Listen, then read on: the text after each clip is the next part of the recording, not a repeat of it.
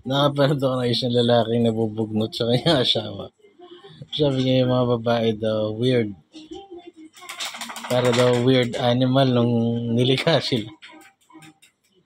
Kapag daw maputi, gusto magpaitim. Pag kulot, gusto magpa-straight. Pag straight yung buhok, gusto magpakulot. Pag maputi, gusto magpaitim. Pag maitim, gusto magpaputi. Pag malaki yung dibdib, gusto magpabawas. Pag maliit, gusto magpadagdag. Yung kilay daw aahitin, tapos drawing. Ano, yung mga babae, hindi mo talaga maintindihan. Talagang, isa lang naman sinasabi, hormones. Hormones. Weird nga mga babae. Gusto nila may pera.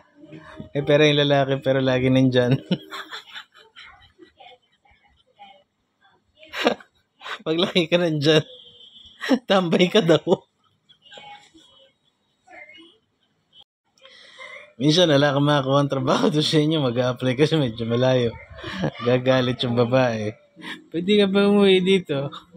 May pag-iwalay ako sa'yo.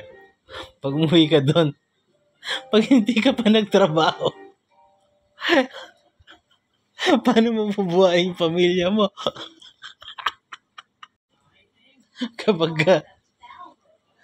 kapag ka may pinagsasalosan siya, yung pakiramdam niya threat na magustuhan mo rin yung ibang babae, talagang nagagalit siya. Pag naman wala kang ibang chicks, sabihin niya sa'yo, ano ba yan, papabaya ka sa sarili mo. Mga babae kakaiba.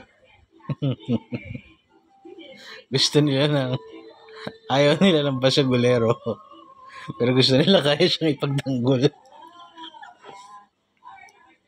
Pag hindi ka nakikipag-away, lampa ka. O kaya duwag. Pag napaaway ka naman, wag daw. Bakit daw? Basagulero ka. Pag hinarap ka nila sa tropa nila, tapos balakas ka uminom, lasinggero ka daw. Pag naman mabilis kang malasing, ano ba yan? Bading, sabihin. Tapos sabihin pa sa'yo, gusto ko sa partner, honest. Isasabihin mo, oh, may iba akong mga chicks eh. Magalit naman. Pag nagsinungaling ka, kukut-kutin naman yung telepono mo. Ay, ako.